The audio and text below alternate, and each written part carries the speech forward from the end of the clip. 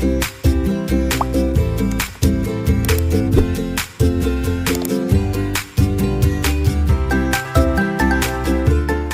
반갑습니다. 저 권영명입니다. 저는 마지막으로 경기 광주 하남 세무서장을 끝으로 38년간 국세청에서 조사국 등 거쳐서 생활하다가 이제 퇴직을 하고 제2의 인생으로서 세무사를 시작했습니다. 오늘 이 자리에 뵈니까 상당히 좀 가족 같은 분위기고 토크쇼를 하는 것 같은 그런 기분이네요. 저는 이제 보통 강의를 할 때 한 200명씩, 300명씩 모아놓고 강의를 많이 하고 주로 서서 했어요. 근데 오늘 앉아서 하려니까 왠지 좀 이상한데. 그러니까 키가 좀 작은 게 별로 표시가 안 나 다행이네요. 자, 오늘은 이제 세금. 여러분, 세금은 어느 누구나 피할 수 없는 거고요. 죽어도 본인이 못 내도 밑에 자식들이 또 내야 되는 게 세금이에요. 그래서 피할 수 없는 세금이라면 좀 더 절세해서 적게 낼 수 있는 방법이 있나? 그걸 한번 알아보고자 오늘 시간을 마련했습니다. 자, 여기 첫 번째 이제 보면은, 여기 혹시 세금 많이 내고 싶으면? 저요. 어이구, 참. 애국자네, 그죠? 예. 많이 버니까. 예, 예. 볼 거란 생각입니다. 예, 그러니까요. 일단, 많이 벌어서 많이 내면 좋죠. 근데 쓸데없이 많이 내는 걸 그렇게 좋은 건 아니라고 봅니다. 차라리 그 돈 갖고 부리웃도기 하는 게 낫지. 그죠? 그래서 절대 세금을 많이 내고 싶어 하는 분은 없을 거예요. 그래서 저는 오늘 세금을 좀 적게 낼 수 있는 방법, 그렇다고 탈세를 하는 것도 아니고 절세를 같이 한번 모색해보자 하는 자리를 마련했습니다. 첫 번째는 우리가 살다 보면 세금을 내야 될 때도 있지만 요즘처럼 경기가 안 좋을 때는 세금을 못 낼 때도 있어요. 이럴 때 어떻게 대처할 수 있는 방법.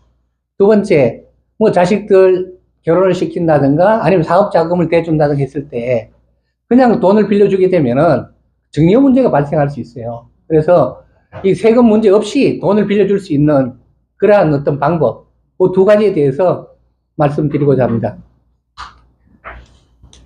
먼저 이제 납부기한 연장제도라고 해서 제가 서두에 말씀드렸지만 요즘 저 불경기에는 난 돈을 내고 싶은데 때에 따라서 돈이 없을 때가 있잖아요.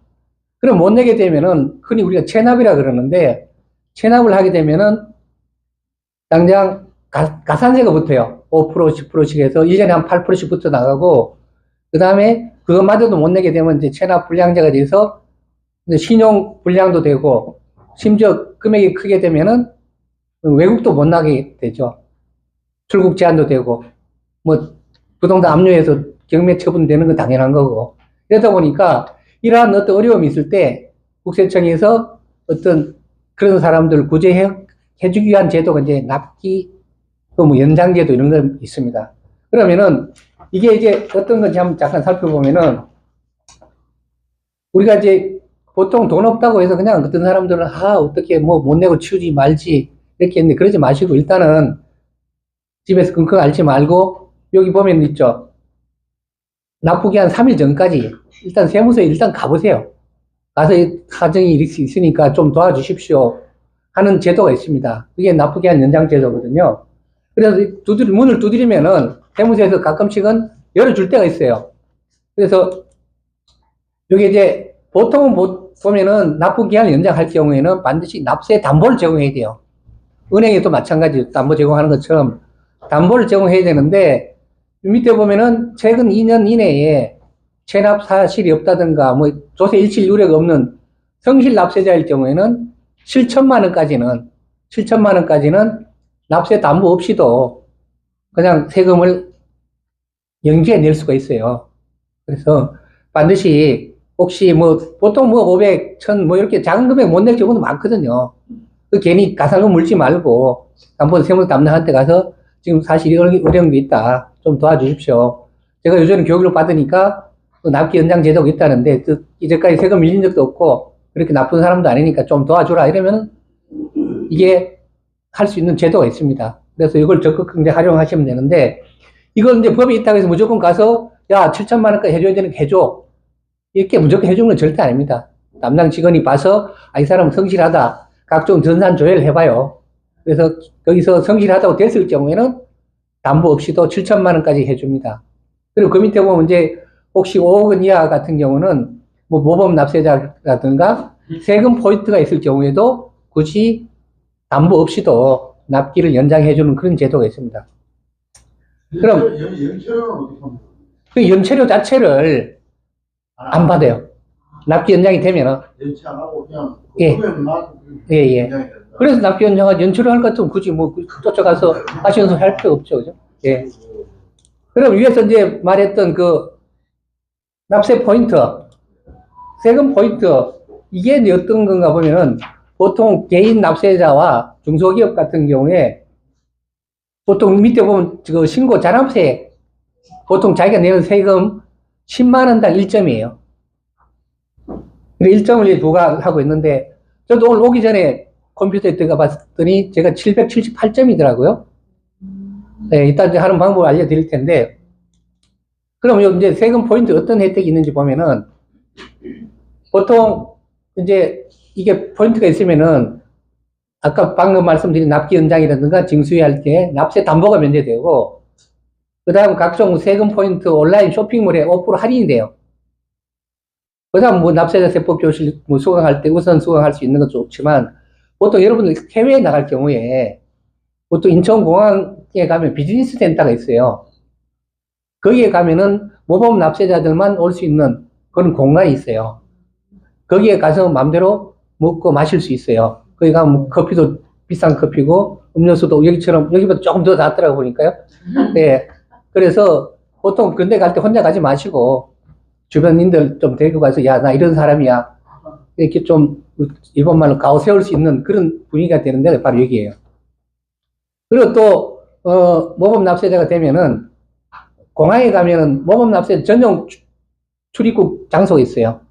남들 줄 서서 쭉 있을 때 자기는 그 카드 하나 보여주면은 그 출입국을 쉽게 할 수 있는 그런 또 우대 혜택도 있어요. 그래서 이걸 받으면 상당히 좋다.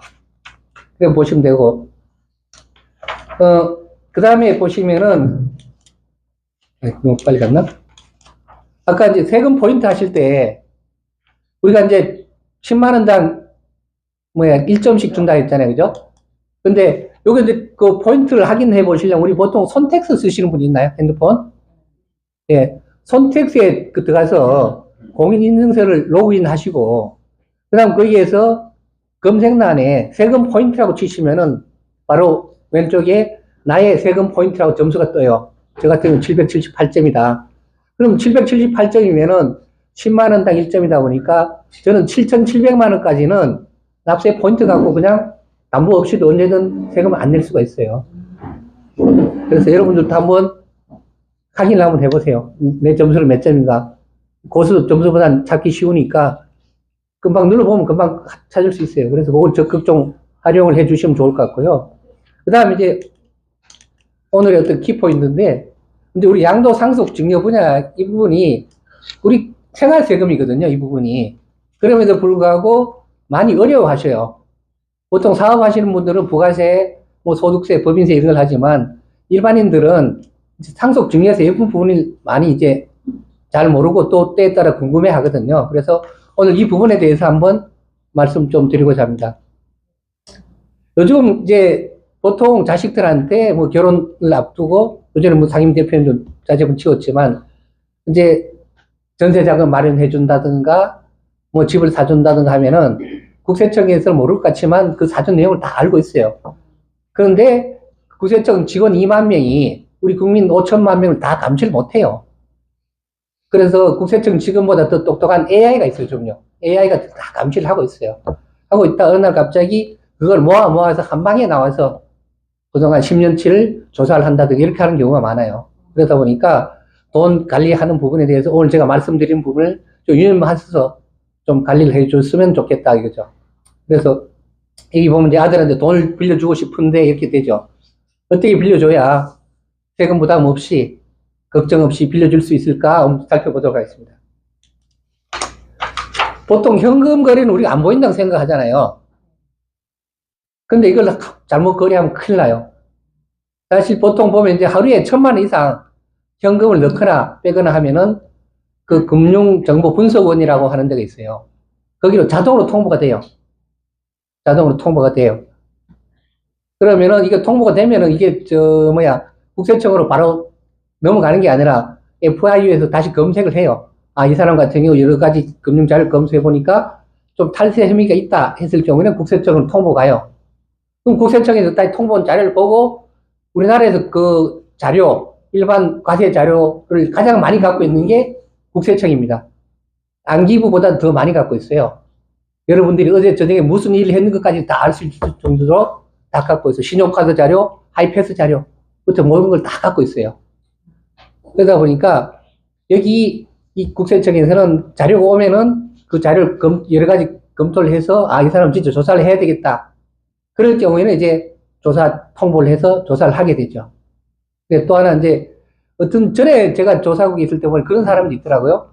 1,000만 원 이상 이제 항상 통보가 되니까 아, 자기는 머리 쓴다고 900만 원씩 5번을 계속 하더라고요.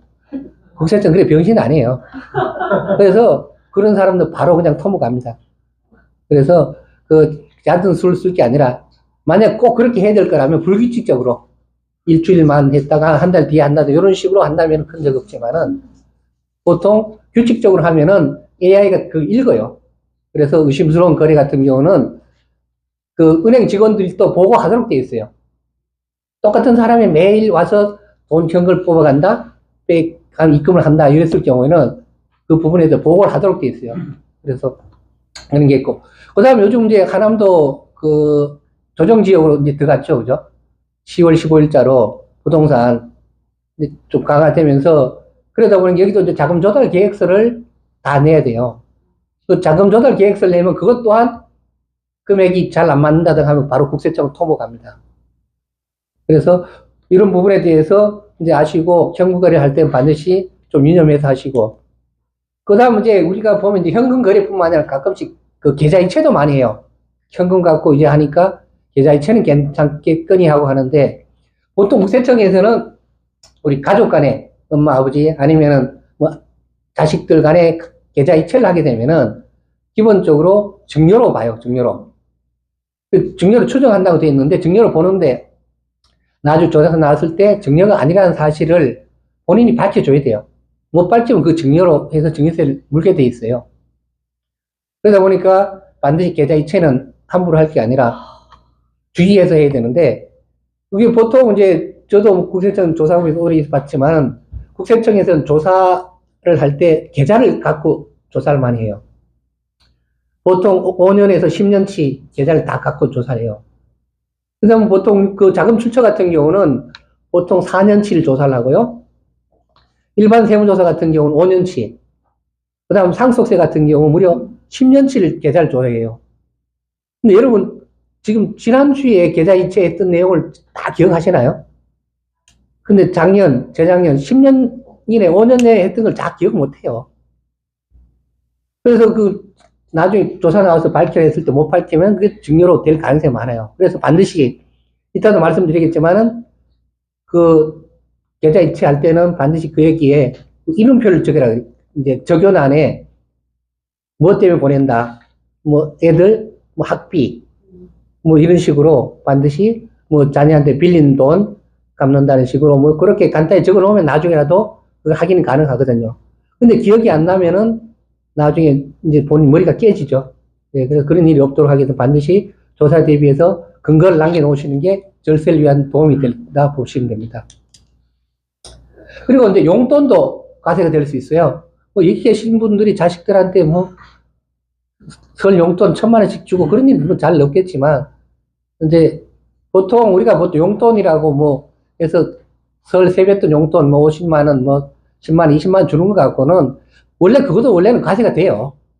근데 사회통념상 그 정도 금액 갖고는 과세를 할 수도 없고, 그 5천만 국민한테 다 세뱃돈 과세하려면 국세청 직원들이 한 1,000만 명 돼야 될 거예요. 그래서 일반적인 생활비라든가 뭐 교육비 이것 같은 경우 치료비 이런 거는 증여세가 과세가 안 됩니다. 그런데 그 밑에 이제 용돈 생활비 모아서 저축했을 경우에 이랬을 경우에는 이제 증여세 문제가 발생해요. 종종 우리가 조사를 하다 보면 그런 경우가 있는데요. 이제 너무 알뜰한 사모님이 남편이 돈을 벌어서 월급을 딱 주면은 그거 갖고 생활비를 쓰고 하면 되는데 그걸 자기가 모아서 자기가 모았으니까 자기 명의로 해서 어느 날 갑자기 아파트를 하나 사요. 이거 증여일까요, 아닐까요? 증여 아닐 것 같죠? 근데 증여입니다, 그거는. 증여세 내야 돼요. 왜? 그건 남편 돈이지 자기 돈은 아니거든요. 예. 그래서 남편이 주는 돈은 생활비 하라고, 그죠? 그, 밥 사먹고, 일반 생활비 하라고 주는 돈이지, 그거 모아서 집 사라고 주는 돈이 아니거든요. 그렇기 때문에 그 부분에 대해서는 증여세가 나갑니다. 또 비근한 일례로, 보통 이제 기러기 아빠들, 이제 해외에 부인하고 아니면 자식들 해서 유학을 보냈어요. 그럼 매달 유학비를 보내요. 유학비를 한 달에 1,000만 원씩 보냈어. 이 친구가 아껴 써서 800만 원만 쓰고 200만 원씩 계속 모았다가 어느 날 갑자기 그걸 자동차를 샀어요. 이것도 다 증여입니다. 유학비로 보내면 유학비를 다 써야 돼. 생활비를 다 써야지. 그걸 모아서 자동차를 산다든가 부동산을 사면은 다 증여에 해당됩니다. 그래서 그런 부분 유념하셔서 그럼 조금 증여에 해당이 안 되도록 여러분이 좀 해주시고, 그 다음 증여재산 공제라 그러는데, 우리는 보통 보면은 국가에서 너무 매몰차게 하는 건 또 아니에요. 부모와 자식 간의 거래, 아니면 부부 간의 거래 중에서도 증여세는 일정 기간 동안 증여세를 부과를 안 해요. 그게 바로 증여재산 공제예요. 그래서 부부 간에는 얼마? 10년에 6억이에요. 근데 너무 작아요, 솔직히. 이게 벌써 몇십 년 전부터 6억인데, 그리고 자식들한테는 5천만 원까지는 10년 동안에 증여를 했을 경우에 증여세를 비과세요. 근데 5천만 원 너무 작아요. 예. 그러다 보니 이걸 올리자 하는데 아마 내년에 어떻게 올라갈지는 모르겠는데 계속 이게 몇십 년 전부터 이 금액이에요. 예. 그러다 보니까 그래서 이 금액을 지금이라도 10년 동안 배우자나 자식들한테 안 준 게 있다면은 내일이라도 돈 빼서 5천만 원 주더라도 증여세 안 물어요. 그래요. 그 다음 배우자한테 6억 줘도 되는데 종종 요즘 그 증여세 많이 묻더라고요. 자식들한테는 어떻게 하면 자식한테 증여를 해줄까 막 많이 묻는데 배우자한테 증여해 주려고 고민하는 분들은 별로 없더라고요. 왜 그런지 모르겠어요. 그죠? 하여튼 그래서 최대한 10년 이내에 공제할 수 있는 부분까지는 최대한 공제를 하고 다시 10년 지나면은 또 그 금액만큼 하고, 그래서 어떤 경우에 그렇게 하는 경우도 있어요. 아기가 태어나면은 미성년자는 2천만 원까지 공제가 돼요. 그러니까 아기가 태어나자마자 바로 2천만 원을 애한테 증여를 해줘요. 통장에 넣어주고. 그 다음 11살 됐을 때 그때 또 2천만 원 또 해줘요. 그 다음 21살 됐을 때 이제 5천만 원 되거든요. 그때 5천만 원 증여를 해줘. 근데 그 돈을 통장에 넣어놓고 있는 게 아니라 그걸 갖고 요즘처럼 삼성전자를 산다든가 하이닉스를 산다든가 해서 넣어놓으면은 그 금액이 10년 전, 20년 전에 하이닉스 하나 쓰면 지금쯤 시골 아파트 하나 살 수 있겠죠. 그죠? 그 정도로 불릴 수 있는 그런 건 넣어놓으면은 큰 자식들의 자산 축적에도 많이 도움이 되리라 봅니다. 그걸 적극 활용하시면 되고, 자, 그러면은 이제 자식들한테 돈을 빌려줬을 때 증여세를 문다고 했는데, 예를 들면 3억을 갖고 빌려줬을 때 세금이 어떻게 되는지 한번 볼게요. 예를 들면 내가 우리 홍 대표님이 결혼한다고 전세자가 3억을 빌려줬어. 그래 되면 대여금 3억에 대해서 4.6% 이자를 받아야 돼요, 아들한테. 그 이자가 1년 그 국세청 이자로 따지면 1,380만 원이에요. 그러면 이거 매월로 하면 115만 원 정도 될 거예요. 그 115만 원 이자를 항상 자식은 엄마한테 갚아야 돼요. 매달 갚아야 되는데, 그 갚을 때 그냥 115만 원 바로 다 갚는 게 아니라 115만 원에 대한 27.5% 비영업 대금 이자 소득세라 그러는데, 이자 소득세를 엄마한테 떼서 한 30만 원 정도 될 거예요. 30만 원 정도를 엄마한테 떼고, 엄마한테는 115만 원 다 주는 게 아니라 80만 원 엄마한테 주고, 나는 30만 원 떼갖고 그 다음달 10일 날 세무서 가서 엄마한테 30만 원 뗐습니다 하고 신고를 해야 돼요. 그 매달 같이 신고를 해야 돼. 그 다음 엄마는 매달 80만 원씩 받은 거를 그 다음 년도 5월 달에 세무서 가서 종합소득세 신고를 해야 돼요. 나 우리 아들한테 얼마 80만 원씩 해서 이렇게 많이 받았습니다. 또 신고를 해야 돼. 얼마나 귀찮아요. 그죠? 그래, 이것저것 귀찮으니까 다들 이걸 안 해요. 안 하다가 걸리면 이제 국세청에 나오면 이제 박살나죠. 그러면은 이렇게 좀 안 하고 편하게 할 수 있는 방법이 있는데, 지금 현재 보면 2억 1천만 원까지는 이자를 안 받고 그냥 빌려줘도 증여세 세금이 전혀 없어요. 왜냐하면은 이제 밑에 금전 무상 대출 이익이라 그러는데, 요걸 2억 1천만 원을 4.6%로 환산하면은 한 1천만 원 정도 돼요. 그래서 돈을 빌려준 이자가 1천만 원 이하가 됐을 경우에는 세금을 안 물려요. 그래서 요거를 이제 적극 활용하면 좋다는 얘기죠. 그래서 엄마가 아들한테 이자를 받는 걸 하지 말고 줄 때 원금을 빌려주는 거라서 여기 있죠. 원금 분할 해소하는 조건으로 해요. 차용증을 쓰는 거죠. 그래서 2억 1천만 원을 아들한테 빌려주면서 너 나중에 갚아라. 그래서 어떤 분은 뭐 차용증 쓰라 그랬더니 뭐 10년, 20년 뒤에 갚겠다고 쓰는 거더라고요. 그거 안 받겠다는 거예요. 그거는 다 증여세 바로 부과합니다. 그래서 보통 한 5년 정도 해서 이제 차용증을 쓰는 거예요. 예를 들면 2억 1천만 원, 뭐 아빠가 아들한테 빌려주는 거를 하고, 원금은 뭐 수시로 뭐 언제 1년에 한 번씩, 6개월에 한 번씩 뭐 생활비 될 때마다 지급하겠다는 식으로 특약을 써요. 그 대신 이자는 없다. 무이자로 가겠다. 이런 특약을 다 걸어 놓는 거죠. 그래 하면 괜찮아요. 그래 하고 차용증을 바로 그때 써야 돼요.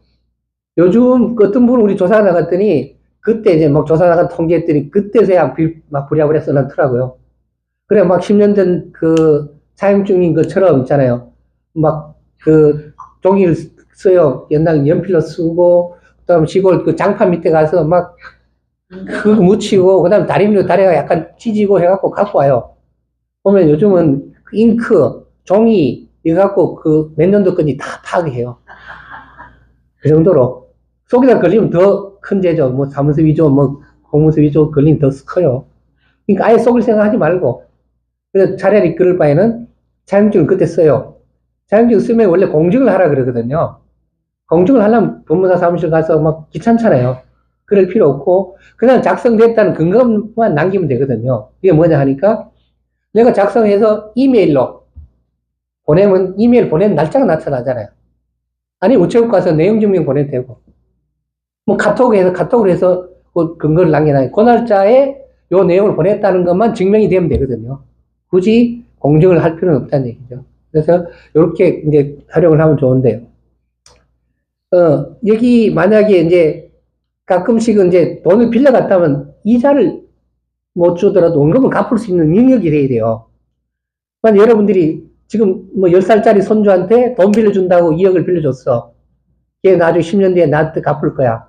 걔 갚을 능력이 됩니까? 그건 빌려준 건 안 봅니다. 그냥 증여로 봅니다. 그래서 반드시 상대방은 직업이 있다든가 뭔가 돈 갚을 능력이 되는 사람한테 빌려줬다고 해야 되지, 능력도 안 되는 친구한테, 무직자, 실업자한테 내가 2억을 빌려줬어. 뭐 10년 뒤에 받을 거야. 그건 안 돼요. 다 증여로 봐요. 그래서 만약 2억 1천만 원이면 한 증여세가 한 3천만 원 조금 넘습니다. 그래서 이 부분에 대해서 세금을 또 내야 돼요. 그래서 그런 부분에 대해서 반드시 이거는 증여가 아니고 차용이라는 걸 입증하기 위해서는 반드시 차용증을 써야 되고, 그 다음 근거를 남겨야 되고, 또 가끔씩 예를 들면 뭐 공통이 좀 생긴다든가 하면 한 번씩 돈을 갚아요. 그래서 엄마 원금 상한 거기에다 딱 써주면은, 그래 몇 번씩 오고 가서 했으면 국세청 보고 얘는 갚을 의지가 있구나 해서 그거 이제 증여로 안 보고 차용으로 보도록 이렇게 보고 있으니까 그걸 적극 활용하시면 좋고요. 그 다음 혹시 저 사업을 하는 자녀들이 있다면은 창업자금 증여를 통한 절세를 할 수 있는 방법이 있는데, 사업하는 자녀한테 5억까지는 그냥 비과세를 해줘요. 5억까지는. 원래 5억까지는 30% 세금을 내야 돼요. 그럼에도 불구하고 사업하는 사람한테는 비과세를 해주는데, 30억까지는 뭐 10% 증여세금을 내고, 원래 30%는 한 40% 내야 되거든요. 그럼에도 불구하고 이렇게 혜택이 많은데, 그 대신 정부에서 혜택을 줄 때는 반드시 그냥 주지 않아요. 의무를 주고 있어요. 그래서 2년 이내에 그 돈을 갖고 창업을 해야 되고, 4년 이내에 밑에 뭐 사업용 자산 취득한다든지 다 써야 돼요. 이게 쉬운 게 아니에요, 그죠? 정부에서 공짜로 뭐 해줄 때는 그런 게 있다. 그래도 사업을 하기 위해서 자식들이 한다면 이 제도를 활용하는 것도 괜찮다, 이렇게 보시면 돼요. 예. 그 다음 요거는 이제 뭐 부동산 투기 관련해서 이제 몇몇 부분이 있는데, 이거 하려면 최소한 2시간 이상 걸려야 되고요. 제가 저기에 유튜브, 블로그에 이런 내용을 종종 올렸으니까 참고하시면 되고, 그 다음 혹시 다음에 기회 되면 이걸 한번 할 건데, 근데 엄마 아빠가 갖고 있는 상가 건물이 있으면은 토지는 놔두고 건물만 아들한테 증여하는 방법이 있어요. 이렇게 하면은 결론은 엄마한테 나중에 그 상가는 자기가 증여를 받았으니 괜찮고 땅 부분에 대해서 임대료만 부모님한테 지급하면 되거든요. 근데 건물 부분의 임대료가 대부분이 땅 임대료 별로 안 되거든요. 그리고 그 차익을 이용하면은 한 10년, 15년 하면은 나중에 엄마한테 건물을 다시 살 수 있어요. 참 땅을 다시 살 수 있을 정도로 상당히 좋은 방법이니까 이것도 한 제대로 하려면 30분 이상 시간 걸리는 거라 제가 요령만 알려드려요. 예. 그래서 이걸 상당히 하기 좋은 방법이라 요즘 그 국세청에서도 이런 부분에 대해서 많이 이제 하는데 이게 또 잘못했다가 크게 또 당합니다. 그래서 상당히 좀 절차를 갖고 좀 해야 되고, 그래서 이제 가까운 세무사한테 가서 조금 이제 수수료 지급을 하고 해야지 그냥 공돈으로 했다가 또 나중에 크게 당할 수 있으니까 적극 활용하시면 좋다. 나머지 좀 넘어가세요. 그 다음 이제 상속 증여할 때 이제 우리가 아까 10년에 5천만 원, 6억 뭐 이렇게 했잖아, 그죠? 그래서 10년 단위로 꼭 그냥 10년을 그냥 날리지 말고 꼭 10년에 5천만 원 내지 6억을 최대한 활용을 하시라는 거고, 그 다음 상속한 부동산, 상속하고 증여하고 틀린 거는 상속은 사람이 죽어서 넘어가는 게 상속이고요. 증여는 살아있을 때 주는 게 증여예요. 그래서 만약에 누가 죽어서 부동산을 이제 상속을 받았다. 그러면 가능하면은 바로 처분하지 말고 15개월 후에 이제 처분하라는 건데, 왜 그러냐 하면은 보통 요즘 한 10억 이상 되면 다 요즘 상속세 나온다고 보셔야 돼요. 배우자가 없으면 5억이고요. 그러니까 뭐 아파트 조그만한 게 있으면 다 상속세 해당이 돼요. 그러다 보니까 상속세는 돌아가시고 난 다음 6개월 이내에 신고를 해야 돼요. 6개월 이내에 신고를 하면 그 6개월 되는 날로부터 국세청에서 9개월 이내에 조사가 나와요. 그 예를 들면 상속 받을 때 그때 당시에 금액이 10억이에요. 근데 그거를 돈이 필요하니까 이제 6개월 뒤에 좀 아니면 1년 뒤에 팔았어요. 그거 한 13억에 팔았어요. 10억짜리를. 그러면 처음에 상속세 낼 때는 10억을 갖고 상속세 냈는데 13억에 팔았으니까 어떻게 되나 상속세 할 때 다시 금액을 13억으로 해서 다시 상속세를 추가로 또 부담을 시켜요. 그래서 상속세 냈던 부동산에 대해서는 가능하면은 바로 처분하지 말고 15개월 후에 처분하라. 예, 그 이야기고, 예. 만약 6개월 이내에 뭐 처분한다든가 했을 경우에는 상속세 금액이랑 양도하는 금액이랑 똑같아서 그 대신에 양도소득세는 없어요. 양도 차익이 없으니까. 뭐 그런 또 이점은 있어요. 그래서 그때그때 맞게끔 활용하셔야 되고, 그 다음 이제 부모님이 아프셔서 간병비 들어간다는, 요즘 간병비 많이 들어간잖아, 그죠? 이런 간병비가 있으면은, 혹시 부모님 돈이 있다면은, 효도한다고 해서 본인 통장에 쓰지 말고, 그죠? 부모님 통장에서 빼는 게 나중에 상속세를 많이 줄이는 방법 중에 하나다. 이렇게 보시면 되고. 그 다음에 어떤 분은 돌아가시기 직전에 이제 막 상속한다고 해서 전에 응급실에 구급차 실어갖고 인감정에 떼갖고 증여를 하고 이러더라고요. 그거 다 필요 없어요. 그거 다 그 상속세는 포함되고, 아니, 증여세는 증여세 내고 상속세는 또 상속세대로 내요. 그러니까 절대 그렇게 하면 안 되고, 반드시 자식들한테 증여를 해준다. 그러면 본인은 10년 이상 살아야 돼요. 살 의무가 있어요. 아니면 그게 상속재산에 다 포함이 돼요. 자식은 증여세 내야 되고 상속재산에 포함이 되기 때문에 하여튼 자식한테 증여한다 했을 경우에는 10년 이상 살아야 돼요. 알았죠? 10년 이상 못 살 것 같으면 증여하지 마세요. 그렇죠? 예. 그러시고. 그 다음 아까 통장 입출금 내역에 이름표를 붙여라 했죠. 그죠?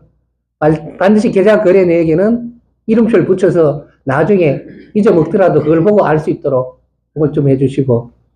그 다음 요즘 아까도 얘기했지만 10억 이상 되면은 상속세를 내야 된다 그랬잖아요. 근데 상속세가 보통 부동산만 있지. 상속세가 제가 지금도 하고 있는 거 보면 1억, 2억 돼요. 상속세가. 금방 현금이 1억, 2억 있는 사람 잘 없어요. 그럼 다시 부동산 처분하게 되면 또 그에 대한 양도세액세 물어야 되죠. 관련 세금 또 물어야 되죠. 그러다 보니까 그래서 보통 이제 그런 방법을 많이 씁니다. 그 현금을 마련하기 위해서 그 보험 같은 게 있잖아요. 그죠? 비상속인. 아버지 사망을 원인으로 해서 내가 보험을 넣는 거예요. 돈은 내가 넣고 아버지를 계약인으로 해서 그렇게 하면 나중에 아버지가 돌아가시면 내가 돈을 냈기 때문에 그건 상속재산에서 포함도 안 돼요. 보험금이. 그 보험금 갖고 나중에 내면은 뭐 큰 적 없이도 되는데 보통 상속세를 못 내게 되면은 그 이자가 얼마나 되는지 아세요? 연 한 10% 돼요. 한 5년치 되면요, 50%. 내야 될 세금 한 반 이상 넘어요. 그래서 그 상속세 재원도 미리 마련해 놓는 게 좋다. 그래서 제가 주어진 시간이 거의 다 된 것 같아서 저 솔직히 이야기하라면 밤새도록 이야기해도 못 됩니다. 그런데 시간은 제한되었기 때문에 오늘 이 시간까지 마치고 또 다음에 기회 되면 다시 한번 더 말씀드리겠습니다. 예, 많이 고맙습니다.